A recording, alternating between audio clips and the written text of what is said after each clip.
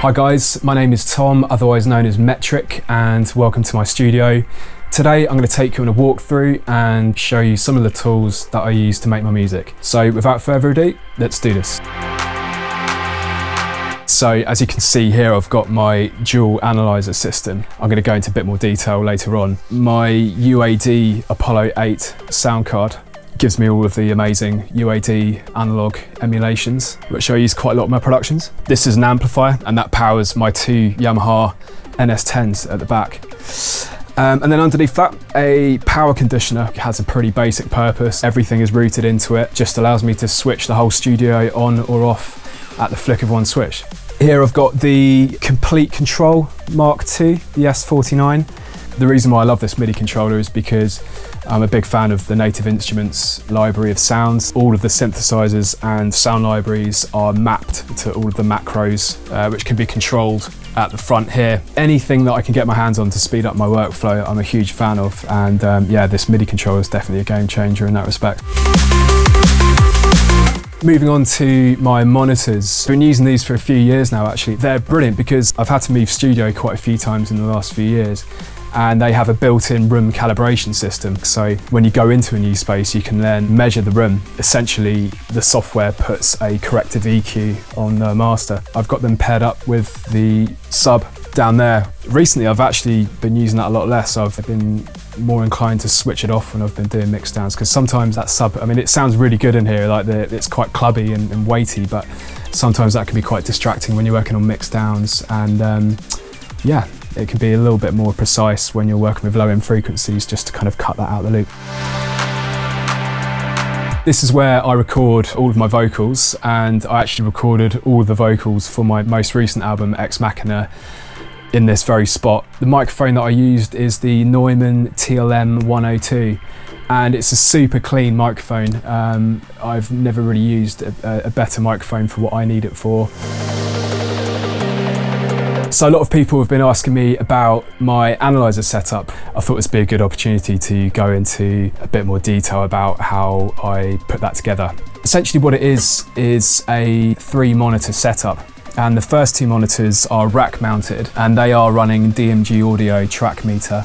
And the third monitor is the flat screen at the back, and that's running RME DigiCheck. After like years of research, I discovered that those were more or less the best analyzers I could find, and what inspired me to do it was to try and create an analyzer setup which I could outsource to a different computer, and basically for that to do a lot of the heavy lifting as far as CPU and GPU goes, to offload that from my main computer. And the way I did that was by using a dedicated Mac Mini, so that's running as a server for the analyzers. In order to get like a zero latency lossless signal into that computer, I used a RME Digiface USB. So that's taken a digital signal from my UAD Apollo, and it's connected optically. In doing so, we get high frame rate, completely lossless analysis. It's an absolute dream to work on.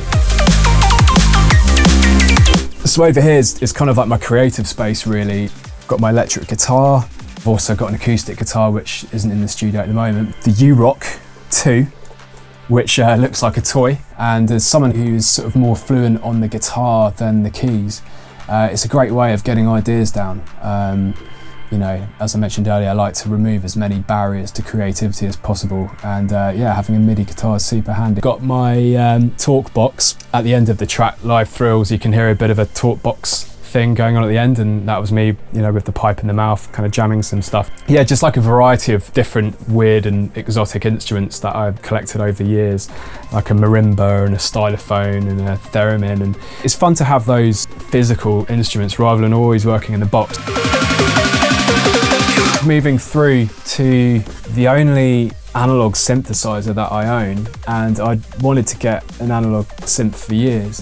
I thought long and hard about which one I wanted to get, and I demoed quite a few monophonic synths, and as much as they sounded really fat, I felt like a polyphonic was probably the way forward to get me started, because I just love being able to play chords. This particular synth, it's the Dave Smith Prophet 6, which is the digital analog hybrid.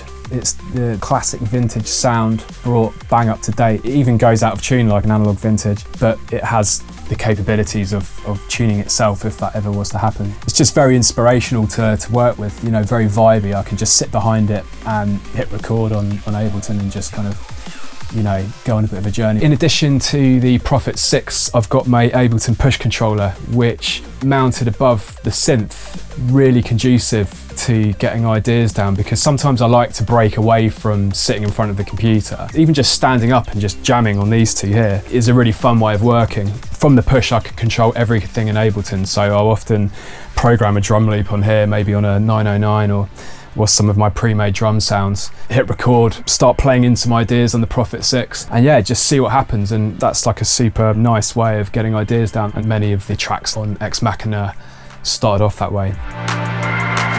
It was actually a DIY job, and I spent a few weeks building all of it when I first moved in here. I've got my satellite absorbers. Those are all mid-band. You can see them all running across the back there to catch all the early reflections. Pretty much measured the exact places they should be based on my listening position. If you look online, there's loads of formulas for this kind of stuff. I spent quite a while kind of geeking out and getting everything as good as it can be. But the things I wanted to mention the most were actually these bass traps here. This one here, which is the slightly smaller one, and then this one here at the back. They're actually built to resonate at the frequencies which are the worst problem areas in my studio. I have a null at 150 and another null at 79 Hertz. Inside them, there's a airtight chamber. It essentially resonates at those frequencies. It's gone some way to fixing some of the issues in my studio. You're never going to get a perfect space, that's for sure.